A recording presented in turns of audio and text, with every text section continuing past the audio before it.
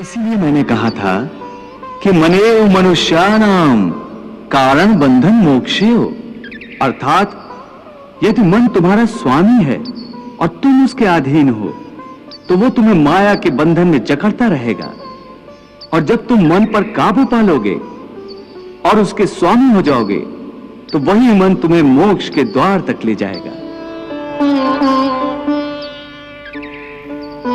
हे मधुसूदन, यह कहना तो बहुत आसान है कि तुम मन पर काबू पालो, मन के स्वामी बन जाओ, परंतु यही तो सबसे दुष्कर कार्य है।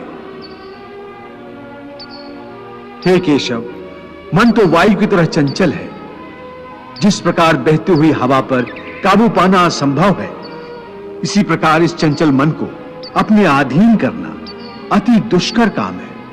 हे अर्जुन, तुम्हारा यह कहना सत्य है कि मन अति चंचल है, उसे अपने वश में करना बहुत मुश्किल है। मुश्किल है जनार्दन, असंभव है। नहीं अर्जुन, मुश्किल अवश्य है परंतु असंभव नहीं है। तुम्हारा कहना है कि मन को वश में करने का कोई तरीका, कोई साधन भी है? अवश्य है। क्या है वो तरीका? असंशयम महाबाहो मनो दुर्निग्रहम चलम अभ्यासेन तु कौन्ते वैराग्येन च गृह्यते।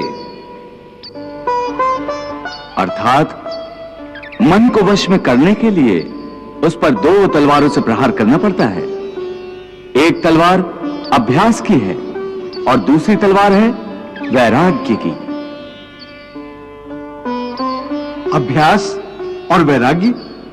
हां, अभ्यास और वैराग्य।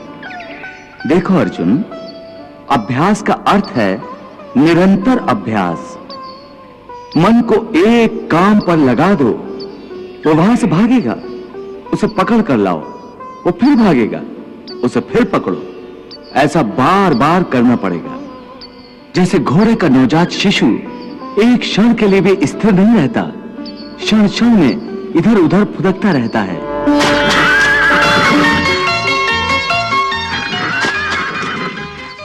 उसी प्रकार मन भी क्षण क्षण में इधर उधर फुदकता रहता है।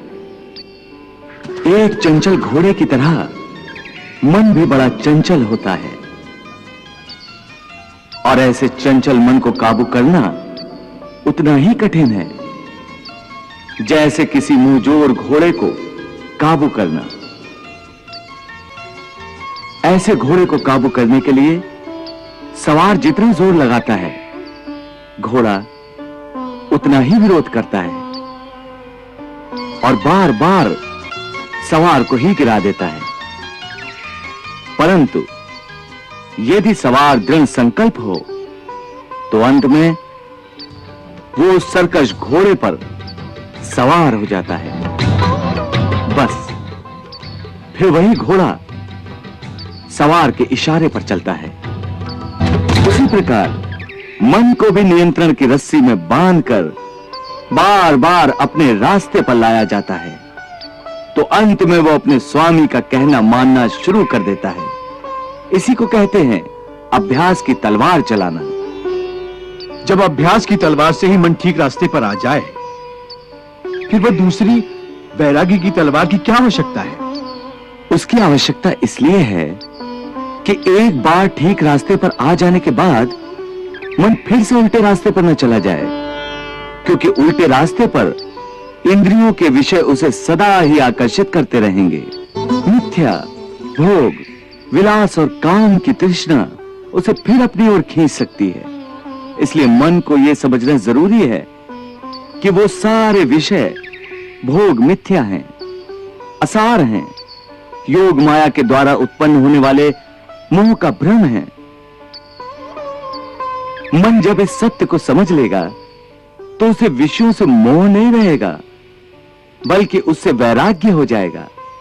और यही वैराग्य की तलवार का काम है कि वो विषयों के मोह को काट के मन को सन्यासी बना देती है। प्रभु, विषयों का आभास तो मनुष्य को इंद्रियों के माध्यम से होता है, और भगवान श्री कृष्ण विषयों के मोह को त्यागने को कह रहे हैं, तो क्या मनुष्य इंद्रियों का प्रयोग करना ही छोड़ दे? तो भोग विलास में आसक्ति के त्याग की बात कर रहे हैं।